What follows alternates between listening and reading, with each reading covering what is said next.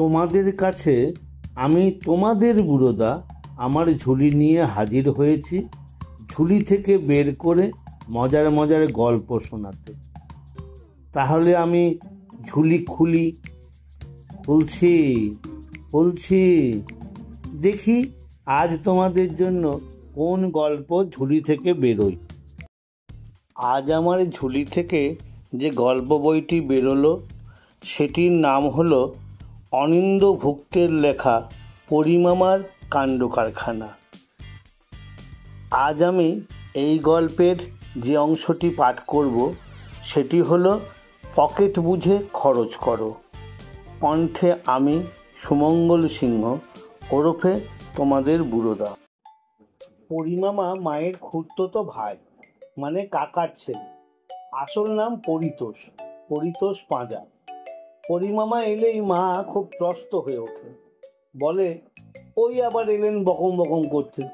ও একেবারে কানের পোকা নড়িয়ে দেবে গো। মামা আসলে অবিরাম বকর বকর করে, আর যে কারণে মার বিরক্তি সেটাই আবার টুনু রিভুর ভালো লাগার কারণ। কত যে গল্পের স্টক মামার, আর শুধু কি গল্প ছলে কত পড়ার কথাও মামা বলে দেয়। অবশ্য মার বিরক্তির সবটাই যে আসল নয়, কিছুটা কপট, সেটাও টুনু রিভু বোঝে। মামা এলে মা কিছুটা খুশিই হয়। এক তো মামা মার অনেক সাংসারিক ঝক্কি ঝামেলা সামলে দেয়, দ্বিতীয়ত মার নিজের ভাই বোনেরা তো কোনো খোঁজ খবরই রাখে না, রাখে যেটুকু সেই পরিমামায়। সেই পরিমামা কিছুদিন হলো বিয়ে করেছে। নতুন মামিমাকেও বেশ পছন্দ হয়ে গেছে টুনু রিভুর। কি সুন্দর দেখতে, কি মিষ্টি করে কথা বলে। এই দুটো কারণে অবশ্য রূপা মামিমাকে সবারই বেশ পছন্দ হয়ে গেছে। টুনু রিভুর ভালো লাগার আরও একটা কারণ আছে। মামিমা এলেই তার হাত ব্যাগে থাকে দুটো রঙিন কাগজের ঠোঙা, আর সেই ঠোঙার মধ্যে থাকে দুজনের দুটো গিফট।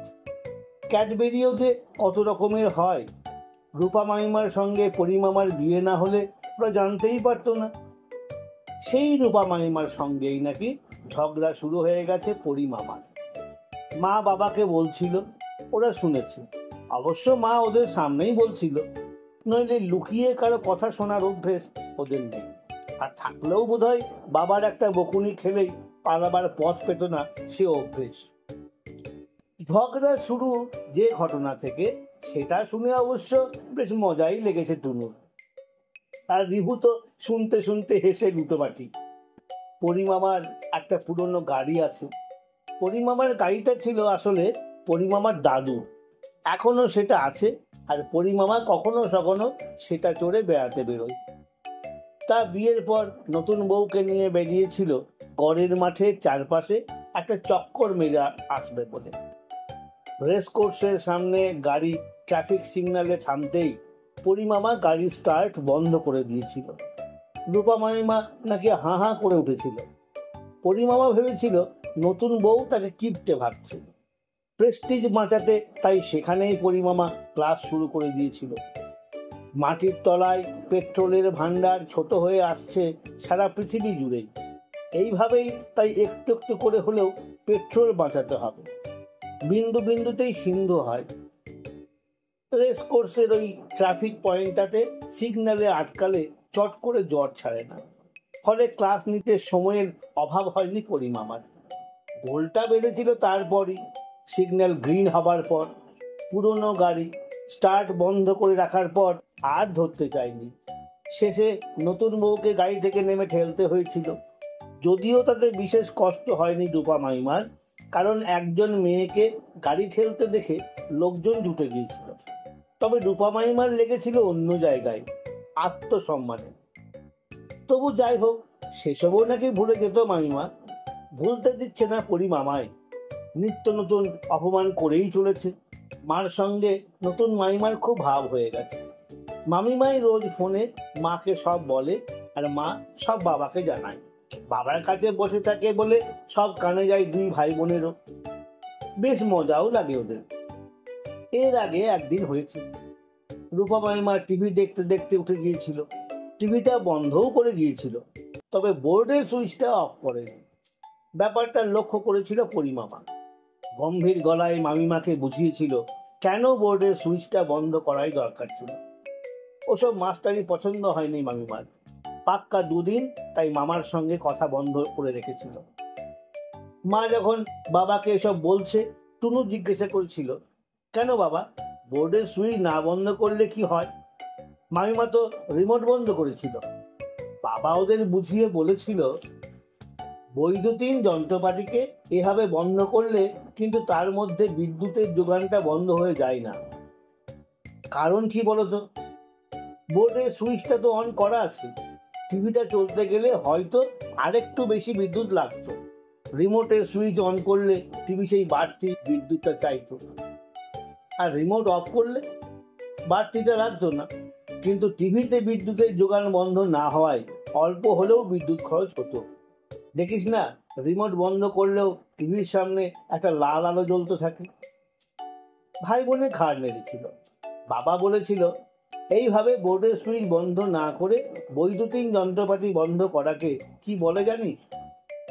আবার দুজনে ঘাড় নেড়েছিল। জানেন, একে বলে যন্ত্রপাতিকে স্ট্যান্ড বাই মোডে রাখা।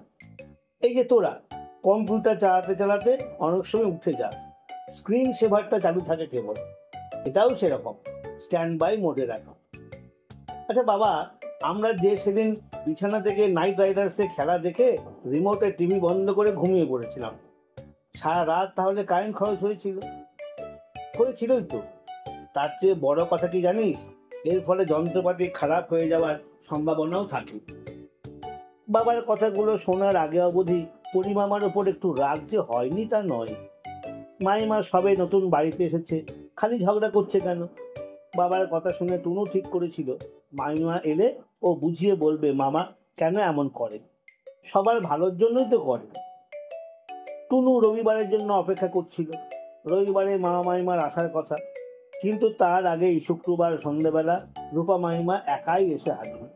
মুখ চোখ থমথম করছে, এসেই হড়বড় করে কিছু বলতে যাচ্ছিল। নিশ্চয়ই নালিশ। মা থামিয়ে দিল। আগে জল টল খা বাপু, আমার পাগল ভাইয়ের কথা পরে শুনবো।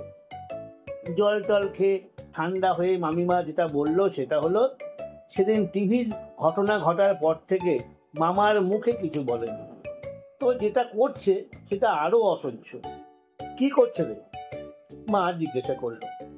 দেখো না দিদি, আমার একটা ভুলে যাবার রোগ আছে। ঘর থেকে বেরোনোর সময় আলো পাখা বন্ধ করতে মনে থাকে না। সেটা বলবে কোথায়? না সেই কোনো ঘর থেকে বেরোচ্ছি, নিজের ঘর থেকে উঠে এসে সে ঘরের আলো পাখা নিভিয়ে আবার চলে যাচ্ছে। এটা অপমান নয়? তুমি বলো। মা হেসে ফেলল। আর কিছু উত্তর দেবার আগেই অফিস থেকে বাবা ফিরে এলো। ঠিক তার পিছন পিছনই এসে ঢুকলো পরিমামা। একসঙ্গে সবাই জড়ো হয়ে যাওয়ায় রূপা মামিমার নালিশ আপাতত ধামাচাপা পড়ে গেল। হাত পা ধুয়ে ফ্রেশ হয়ে পরিমামা মুড়ির বাটি হাতে ভাগ্নির কাছে বসলো। গুটি গুটি পায়ে বিছানার এক কোণে এসে বসলো রূপা মামিমাও। সবাই বসলেই টুনু প্রশ্ন করলো, তুমি সবসময় মামিমার সঙ্গে ঝগড়া করছো কেন গো মামা? পরিমামাকে দেখা অবধি রিভু উত্তেজনায় ফুটছিল গল্প শুনবে বলে। দিদির প্রশ্নে তার মুখ বেজার হয়ে গেল, আর রূপা মাইমা নিজেই হেসে ফেললো টুনুর প্রশ্নে। হাসলো না শুধু, পরিমামা মুড়ি চিবানো বন্ধ করে জিজ্ঞাসা করলো, তুই তো অনেক কিছু পড়িস, বলতো টুনু, কোন জিনিসটা না থাকলে আমাদের সভ্যতা ধ্বংস হয়ে যেত? বিদ্যুৎ। Very good. আর সেই বিদ্যুৎ আমরা পাই কিভাবে? কয়লা পুড়িয়ে, তেল পুড়িয়ে। ঠিক।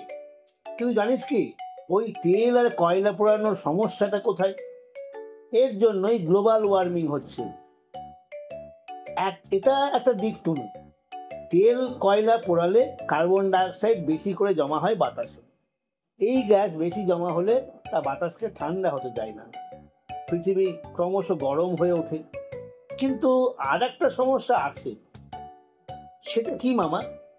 জানিস তো, তেল কয়লা এগুলো সব জীবাশ্ম জ্বালানি।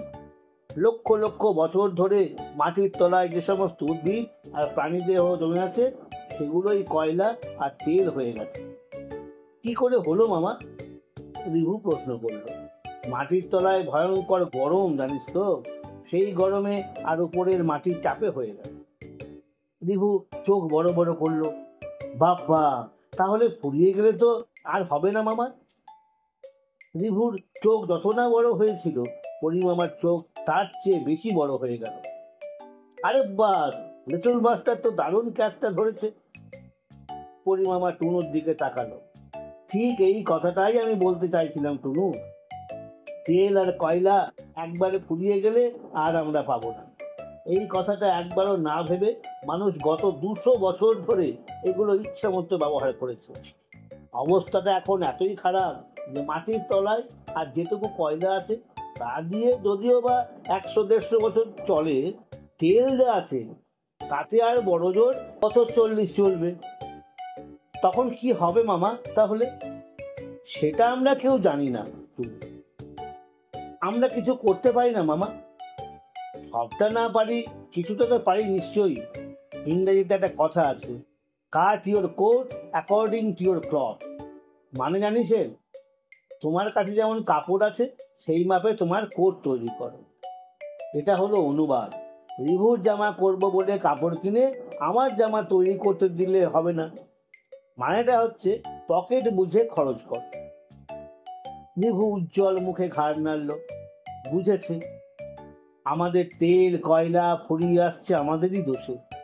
এবার তাই একটু টিপে টুপে খরচ করতে হবে সবাইকে। লক্ষ্য রাখতে হবে অপচয় যেন একদম না হয়। শুধু বিদ্যুৎ নয় টুনু, প্রকৃতি আমাদের যা দিয়েছে সব সম্পদের ক্ষেত্রে এই কথা সত্যি। এই তো তোদের মামিমা আমার ওপর রেগে আছে, সব সময় অপ্রয়োজনে আলো পাখা চালাতে দিই না বলে। এরপর তো আরো রেগে যাবে যেদিন বাথরুমের কলটা একেবারে খুলে দিয়ে হাত মুখ ধুই বলে সেটা গিয়ে বন্ধ করে দেব। জানিস তো, মাটির তলার জলের ভাঁড়ারও দ্রুত শেষ হয়ে আসছে। এতক্ষণ রূপা মামিমা আমাদের পাশে বসেই সব কথা শুনছিল। এবার মাথা নিচু করে নিচু স্বরে বলল, আই এম সরি। চমকে উঠে সেদিকে তাকালো পরিমামা। ধীরে ধীরে মামার মুখ উজ্জ্বল হয়ে উঠল। তারপর রূপা মামিমার চেয়েও নিচু গলায় বলল, থ্যাংক ইউ রূপা। আমার কথাটি ফুরলো, নোটে গাছটি মুড়লো।